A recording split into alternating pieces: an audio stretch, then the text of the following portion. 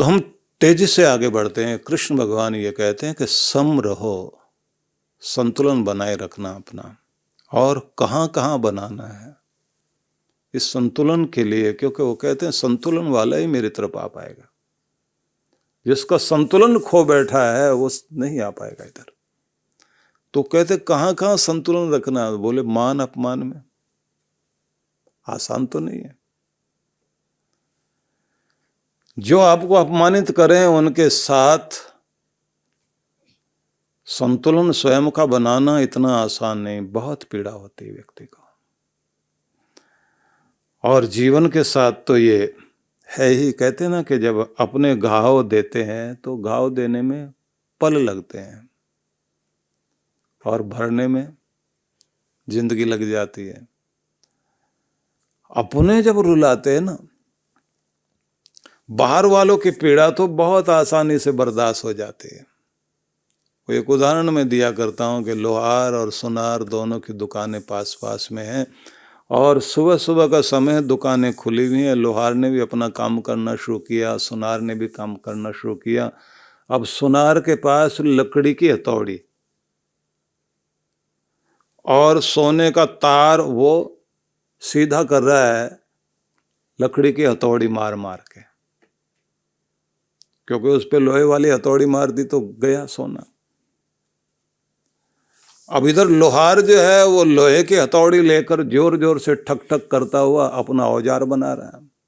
तो एक कण टूटा लोहे का और टूट करके सुनार की दुकान में आकर गिरा, और उसी समय सोने ने उस लोहार की तरफ से आए हुए लोहे के टुकड़े से कहा, भैया पिट तुम भी रहे हो, पिट हम भी रहे हैं, पर इतनी आवाज क्यों करता है? यहां तक परेशान कर रहा है, हमारी तो आवाज आ नहीं रही। वो लोहे का टुकड़ा कहता है कि देख दोस्त, तुझे जो पीट रहा है ना वो गैर है, लकड़ी, तू सोना। लकड़ी की हथौड़ी पीट रही ना, अब मुझे मेरा अपना लोहे को लोहा पीट रहा है। देख, गैर मारता है शरीर पर चोट लगती है, दिल पे नहीं। जब अपना मारता है ना तो शरीर पर भी चोट लगती है और दिल पे भी लगती है। इसलिए आवाज जाती है, दोस्त तुझे अपनों ने नहीं मारा। अगर अपना कभी मारेगा तो आत्मा भी रोएगी, दिल भी रोएगा, शरीर भी रोएगा। आवाज आसमानों को पार करके जाएगी। बड़ा मुश्किल काम है। बर्दाश्त होता है क्या? मान भी होगा, अपमान भी होगा, सुख दुख भी आएंगे। कृष्ण भगवान कहते हैं ऐसे ही होंगे ये, जैसे शीतोष्ण गर्मी सर्दी आती है, ऐसे आएंगे ये मान अपमान। बस तुम ये ध्यान रखना कि इन सब में संतुलन बैलेंस बनाकर अगर चल पड़े तो फिर मेरा दरवाजा तुम्हारे लिए खुला हुआ, फिर तुम मेरे प्यारे। दूसरी बात उन्होंने कही, इस दुनिया में जियोगे तो बहुत ज्यादा आसक्ति, अटैचमेंट तो होगी। अटैचमेंट हो गई तो फिर ये भी बात ध्यान रखना, जितनी ज्यादा अटैचमेंट होती जाएगी उतना ही छोड़ने में कष्ट भी होता जाएगा, क्योंकि फिर बैलेंस बिगड़ेगा। वो बता रहे हैं कहाँ कहाँ बैलेंस बिगड़ता है। तो कहते हैं जहां आसक्ति होती है वहां आखिर में कौन याद आता है? सबसे ज्यादा वो जिसके साथ ज्यादा अटैचमेंट है। उपनिषद वाले ऋषियों ने बड़ा अद्भुत कहा है कि कोई व्यक्ति मरने लगे, डूब जाए और बच जाए, उससे पूछना कि क्या याद आया था उस समय। मरते हुए आदमी को जिंदगी लौटाए दोबारा, और उससे पूछना कि तुम मरने लगे थे, दुनिया छूट रही थी, कौन याद आया उस समय? जहां सबसे ज्यादा मोह होगा वहां आपको याद आएगा। वही सारी चीजें हैं। तो विषय ना हमारा बदले, क्योंकि अगला श्लोक भी हमने लेना है और इसको आज संपन्न करना है। भगवान श्री कृष्ण कह रहे हैं कि जो आसक्ति से रहित होकर जिएगा बस वही संतुलन भी बना पाएगा। आगे फिर उन्होंने कहा, तुल्य निंदा स्तुतिर्मौनी संतुष्टो येन केनचित् अनिकेतः स्थिर मतिर्भक्तिमान में प्रियो नरः। अद्भुत सूत्र है। निंदा स्तुति होगी, पर जो इन दोनों को समान समझे, आसान तो नहीं है। आदमी की हालत होती है ना कि अपने मतलब की बात तो बहरे को भी सुनाई देती है, और तारीफ करने वाला कोई मिल जाए तो आदमी को लगता है बस यही काम का आदमी, बाकी तो बेकार के हैं। निंदा करने वाला कहीं कोई मिल जाए तो उसका तो चेहरा नहीं देखना चाहता है। कृष्ण भगवान कहते हैं इन दोनों में अपने को संभाल सको तो, क्योंकि ऐसा कोई दुनिया में नहीं है जिसकी सदा तारीफ ही हुई हो। महात्मा गांधी एक शब्द बोलते थे कि तुम्हारी पीठ तुम नहीं देख सकते, दुनिया देखती है। तो अपनी पीठ का भी ख्याल रखो। और महान पुरुष कहते हैं कि समाज एक दर्पण है, इस दर्पण में, इस आईने में भी कभी अपना चेहरा देख लिया करो, क्योंकि वही याद किया जाएगा। तो विषय को और आगे जल्दी से बढ़ाते हैं, क्योंकि संक्षेप में चर्चा करनी है। निंदा स्तुति तारीफ भी गुणगान भी हो, स्वयं को संभाल लेना। अगला शब्द कहा मौनी, मननशील बनकर जीना। मननशील, मौन, मौन में भी एक ध्वनि होती है, और वो ध्वनि परमात्मा की, जो मौन रह करके सुनी जाती है। जितना गहन मौन होगा उतनी परम की ध्वनि आपको अपने हृदय में सुनाई देने लगती है। इसलिए कहा जाता है कि ध्यान ही वह मौन है जिसमें परमात्मा के संवाद को सुनने का अवसर योगी को मिलता है। प्रार्थना वो एक स्थिति है जब आप बोलते हैं और हृदय से बोलते हो, तो जबान ना बोले। प्रार्थना में जब हृदय बोलता है तो कहते हैं तब कान लगा के भगवान सुनता है। और अगर बार बार से कुछ बोल रहे हैं तो वो भी कहेगा शोर बहुत मचाता है, शोर करने की आदत है इसकी। और हम बहुत तरह का शोर करते हैं। जैसे हृदय से बोलना शुरू किया तो वो सुनना शुरू कर देता है, पर हृदय से बोलना आता कम है, क्योंकि गूंगा भी बोलेगा तो उसको कैसे बोलना आता है। और ये भी झगड़ा नहीं है कि भगवान कौन सी भाषा में सुनता है, बस एक ही भाषा है वो जो हृदय से निकलती है वो सुनता है वो। बाकी तो सारे झगड़े हैं, कोई कहता है अरबी में सुनता है, कोई कहता है सिर्फ संस्कृत में सुनता है भगवान, बाकी तो सुनता ही नहीं है। हमारे वाले मंत्र ही समझ में आते हैं उसको। और जो फ्रेंच लोग कहते हैं वो कहते हैं कि फ्रांस वाले सारे, फ्रेंच में आप प्रार्थना करके देखो सीधे सुनता है वो। अब प्रार्थना की बात चल पड़ी, लेकिन मैं आपको प्रार्थना की बात सामने है तो एक उदाहरण देना चाहता हूं। बहुत लाडला बच्चा एक भक्त का था, बड़ा हो गया। पिता उसको बोलता रहा बेटा प्रार्थना करना सीख।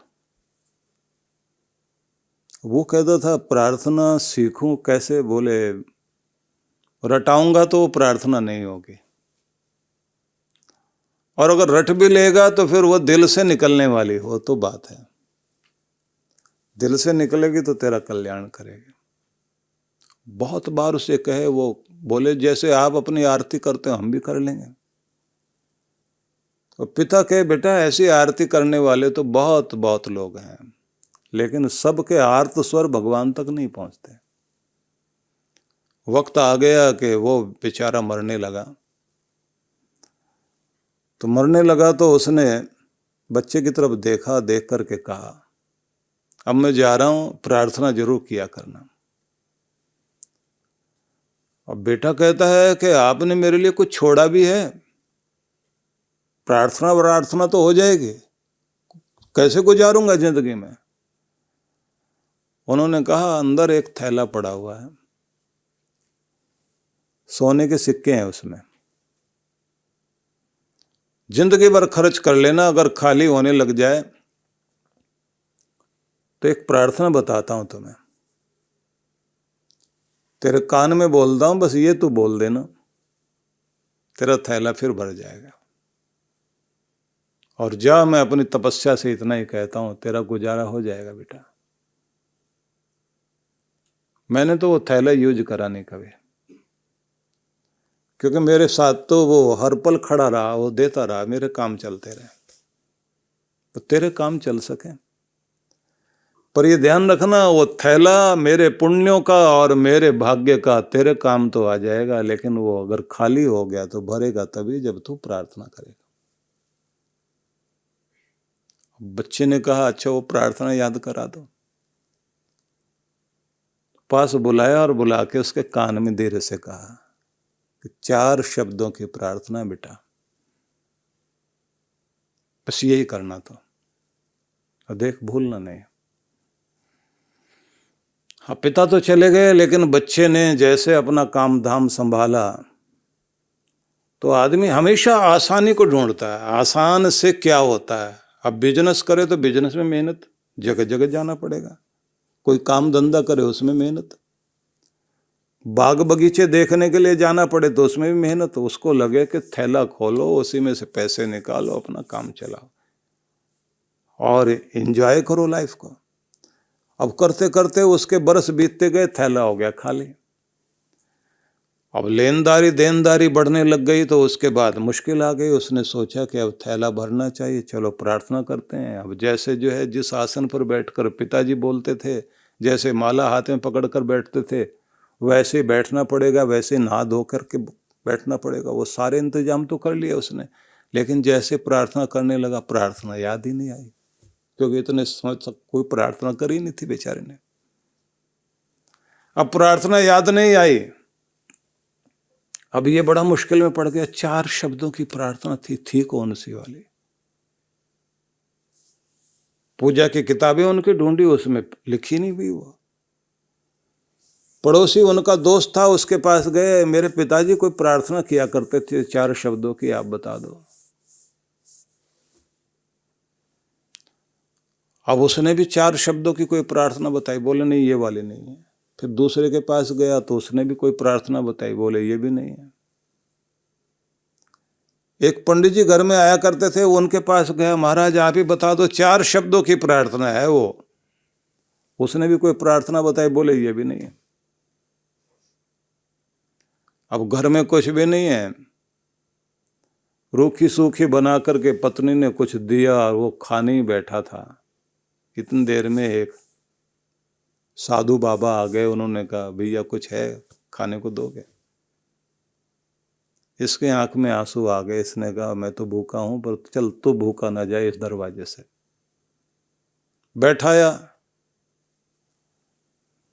बैठा करके उसको खिलाया, पानी वानी दिया और हाथ जोड़े और कहा ये भक्त का घर है साधु बाबा,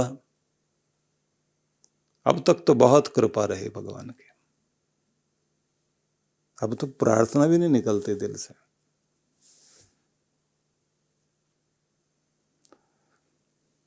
अब उसने प्यार से उस घर की तरफ देखा और देख करके हाथ जोड़े और हाथ जोड़ के उसने कहा मेरे ईश्वर आपका धन्यवाद, मेरे ईश्वर आपका धन्यवाद। अब ये उछला, बोले यही तो है वो प्रार्थना। और इसने जाकर के जैसे थैले के सामने कहा मेरे ईश्वर आपका धन्यवाद, और 4 शब्द बोले, वो थैला भर गया। अब वो साधु खड़ा हुआ, उसने कहा क्या हुआ? बोले प्रार्थना याद आ गई, थैला भर गया।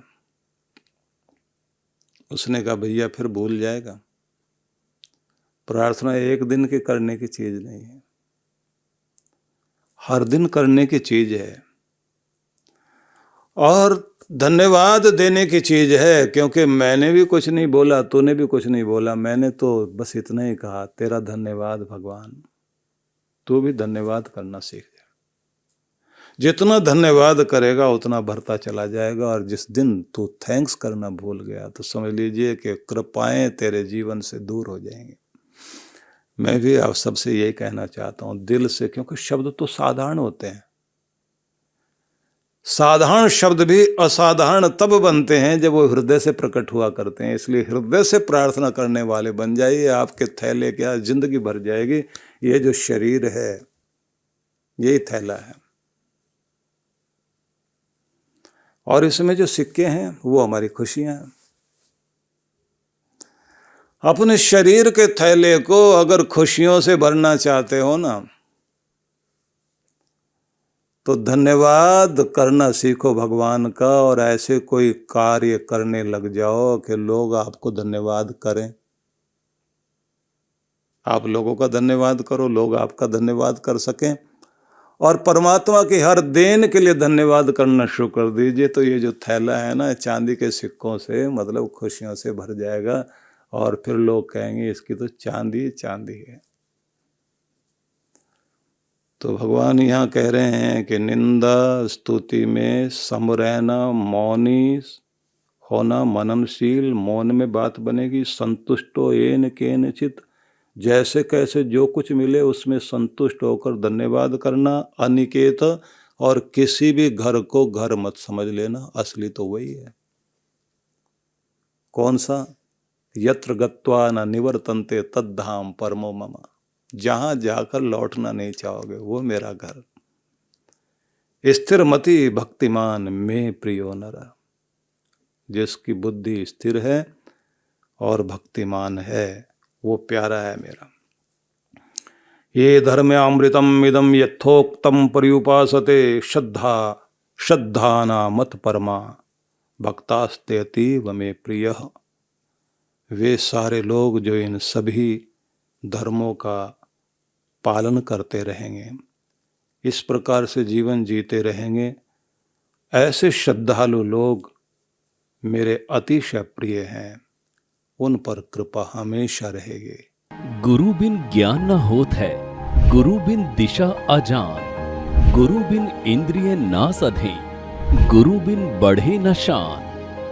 गुरु में समाहित दिव्य और दैवीय शक्तियों के दर्शन, पूजन, ज्ञान, ध्यान से स्वयं को धन्य करें।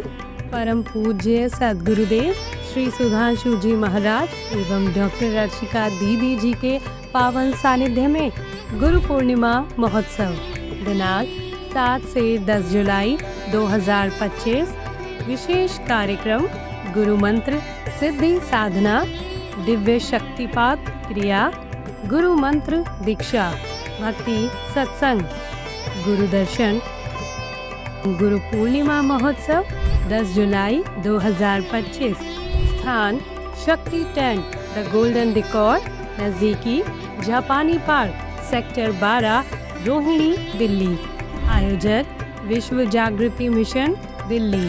संपर्क सूत्र ऑनलाइन व ऑफलाइन गुरु मंत्र सिद्धि साधना के लिए संपर्क करें। आप सपरिवार सादर आमंत्रित हैं।